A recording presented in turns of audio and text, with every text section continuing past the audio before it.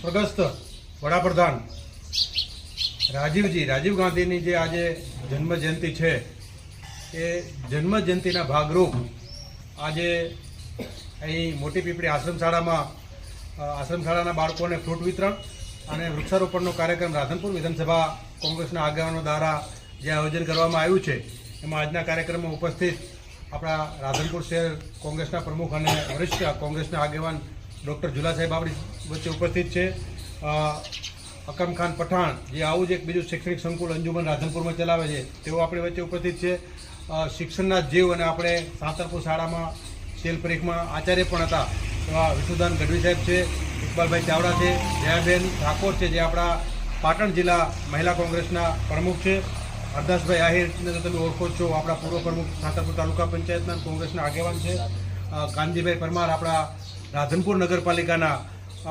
પૂર્વ પ્રમુખ છે, રમેશભાઈ દેસાઈ આપણે રાધનપુર તાલુકા પંચાયતના પૂર્વ પ્રમુખ છે, વર્ધીદાન ગઢવી આપણા આગેવાન છે અને રાધનપુર શહેરના તેઓ સેવાદળના પ્રમુખ તરીકે પણ જવાબદારી નિભાવે છે, બચ્ચાભાઈ આહિર જેઓ વારે માર્કેટ યાર્ડના પૂર્વ ડિરેક્ટર છે, પરબતભાઈ આહિર આપણે પાટણ જિલ્લા કોંગ્રેસના મહામંત્રી છે અને પત્રકાર મિત્રો અને તમામ આશ્રમ શાળાના શિક્ષકગણ, સ્ટાફગણ અને વહાલા બાળકો. રાજીવ ગાંધી એ 21મી સદીના સ્વપ્નદ્રષ્ટા કહેવામાં આવે છે કે એણે ખૂબ એના સમયમાં એનો જ્યારે સમય હતો જ્યારે વડાપ્રધાન હતા ત્યારે ખૂબ સારા કામો ભારત દેશ માટે કર્યા છે. ખાસ કરીને જે ટેલિફોન ક્રાંતિ કહેવાય, દૂરસંચાર ક્રાંતિ કહેવાય, દૂરસંચાર જે ક્રાંતિ છે એમાં એમનું ખૂબ મોટું યોગદાન. સાંતલપુર રાધનપુરમાં જ્યારે સાહેબ 80ની આજુબાજુ જ્યારે દુષ્કાળો પડ્યા અને ત્યારે આ વિસ્તારમાં મુલાકાતે આવેલા, મને યાદ છે હું એ સભામાં ગયો તો ખૂબ નાનો હતો, ત્યારે એણે જાહેરમાં ભાષણ કરેલું કે એવો સમય આવશે કે તમે ખેતરેથી બિયારણ ફોન કરીને મંગાવશો, ભાતમાં એમ કહેશો કે ભાઈ આજે રોટલી બનાવજો, આજે આ શાક બનાવજો, એવું ખેતરેથી તમે ફોન કરીને કહેશો.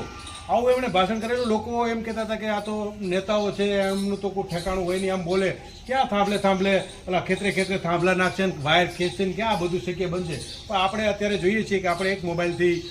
વાતથી આપણે ખેતરે શું ગમે ત્યાં દેશના ખૂણે બેસીને આપણે વાત કરી શકીએ છીએ. તો એનું તમામ જે શ્રેય છે એ આપણા સ્વર્ગસ્થ રાજીવ ગાંધીને જાય છે અને આખા ભારતમાં 542 જેવા કેન્દ્રીય વિદ્યાલયો બનાવી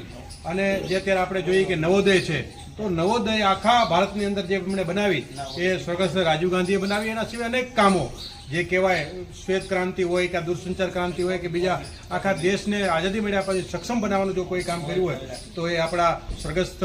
ભારત રત્ન ડૉક્ટર રાજીવ ગાંધીએ કર્યું હતું. અને આજે આપણે